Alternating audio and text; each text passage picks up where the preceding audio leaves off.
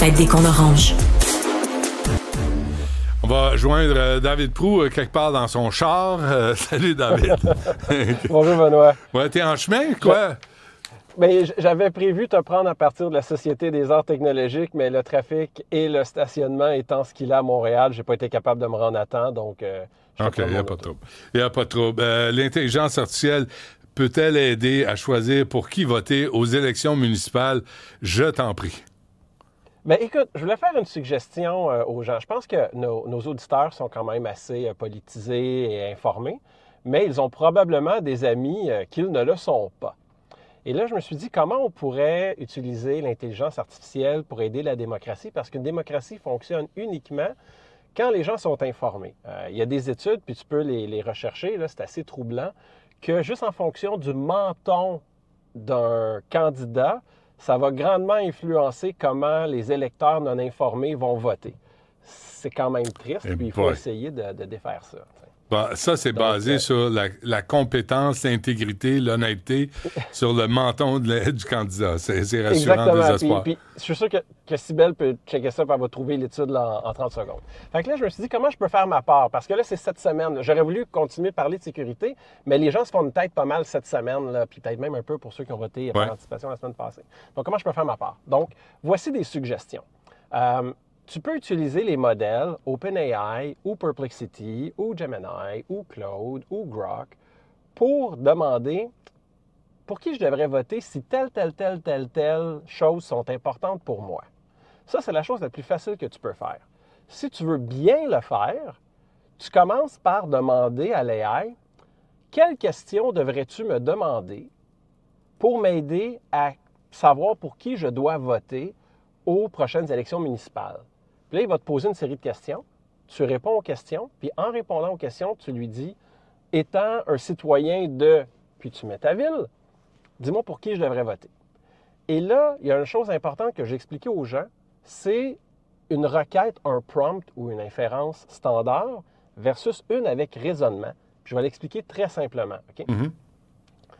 À toutes les fois que tu poses une question à un AI, l'AI, dans sa tête, il y a un décompte qui part.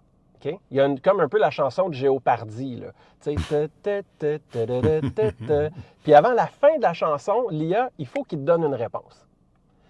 Et si tu prends un modèle de raisonnement, cette IA-là a beaucoup plus de temps pour répondre. Puis là, tu vas me dire, David, pourquoi plus de temps, ce serait mieux? Si je te demande de dessiner une maison sur une feuille de papier, puis je te donne 10 secondes pour la dessiner, ou je te donne une journée pour la dessiner, il y a une des deux images qui va être plus belle que l'autre. Ouais. Donc, tu veux utiliser un modèle de raisonnement pour qu'il ait le temps d'aller sur Internet, de raisonner, de peser les pour et les contre. Les modèles de raisonnement, sur OpenAI, malheureusement, ils ne sont pas disponibles sur les comptes gratuits, mais sur Grok ou encore Perplexity, tu as le droit d'utiliser un modèle de raisonnement. Donc, ils vont s'appeler Pro, ils vont s'appeler Research, Deep Search, pas long, mais de quoi qui a rapport avec le temps, là, un adjectif que tu vas comprendre que ça veut dire plus. Fait que c'est une option à cliquer. Puis là, à ce moment-là, le modèle va aller lire les nouvelles, va aller fouiller tes nouvelles locales, peu importe la ville où tu es.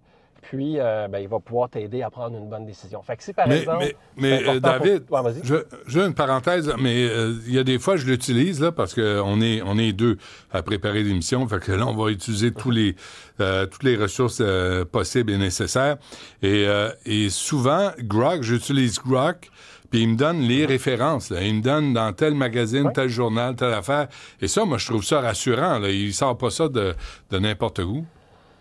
Oui, le moins fiable, mon humble avis, les deux moins fiables pour des recherches, c'est Gemini et OpenAI. Et les plus fiables pour les recherches, c'est Perplexity, ça en tant qu'à moi. Perplexity et Grok sont les deux meilleurs pour quand tu recherches des faits. Et même, tu peux même aller plus loin que ça. Hein. Tu peux lui dire, si tu as fait ton profil d'électeur au début, tu vois, on vient d'éviter tout l'argent là, que Radio-Canada dépense dans la boussole électorale. Là. Il pourrait juste dire aux gens d'aller utiliser l'IA, ça ferait la job. En fonction des attentes qu'on a comme électeur. On veut de la sécurité, on veut un meilleur transport collectif, on veut des chantiers qui soient réparés le plus vite possible. Alors, en fonction de ça, selon les promesses répertoriées, il donne une réponse. Exactement. Comme tu sais, il y en a, supposons, pour qui ce serait important d'avoir des fascistes d'Antifa qui seraient à l'hôtel de ville. Fait que là, ils peuvent dire, ben moi, j'ai envie d'avoir des fascistes d'Antifa, puis on va trouver quel parti les tolère parmi leurs rangs. T'as réussi à en rentrer une, même aujourd'hui.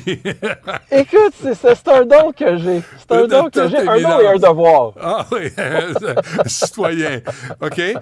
Mais une fois, mais ça, est-ce que c'est fiable? Faut que tu prennes quand même le temps de réfléchir à la réponse qu'on t'offre.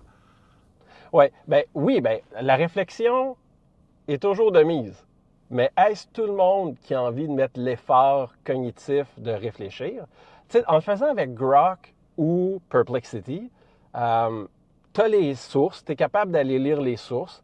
Puis il ne faut pas oublier une chose, hein, il y a un vieux principe qui a été dit par une citation de quelqu'un que personne n'aime, qu'un mensonge répété 1000 fois devient une vérité. Mm-hmm.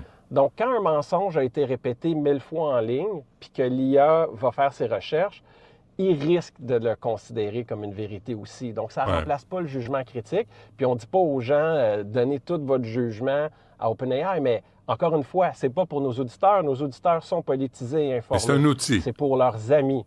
Ouais, c'est un outil, mais pour leurs amis qui se foutent de la politique, qui vont aller voter en fonction du menton ou de la photo, puis que le gars ou la fille a l'air fin ou fine. À ce moment-là, leur partager la capsule pour dire, écoute ça va t'aider pour qu'ils votent, peut-être prendre une meilleure décision. Ça fait pas mal. Sais-tu quoi? Demain, là, pour ta chronique, David, on va tous faire ça. Tout le monde là, de l'équipe, on va faire l'exercice sur Grok, par exemple. Puis on va mettre 3 critères, 5 critères? Tant que t'en veux. Non, juste se donner un point de référence à tout le monde. Puis là, on va faire le même exercice tout le monde, puis on va voir ce que chacun obtient comme réponse. On se le dit pas, mais demain, on va tous faire l'exercice. Ça va prendre 4 minutes à faire. Puis n'oubliez pas d'utiliser les modèles de type Deep Search, Réflexion, Pro, Think, pour que le modèle puisse mettre plus de tokens dans la réponse, pour qu'il n'y ait pas 30 secondes pour répondre, mais qu'il y ait le nombre de minutes qu'il y a besoin pour répondre. Mais ça, il faut payer pour ça. Comme je disais, il est gratuit. Tu peux faire quelques requêtes Deep Search ou Research ou Pro avec Perplexity et avec Grok. Tu vas avoir une limite par jour que tu peux en faire. OK. Quand tu payes, là, tu en as illimité. Puis OpenAI, il faut que tu payes pour y avoir accès.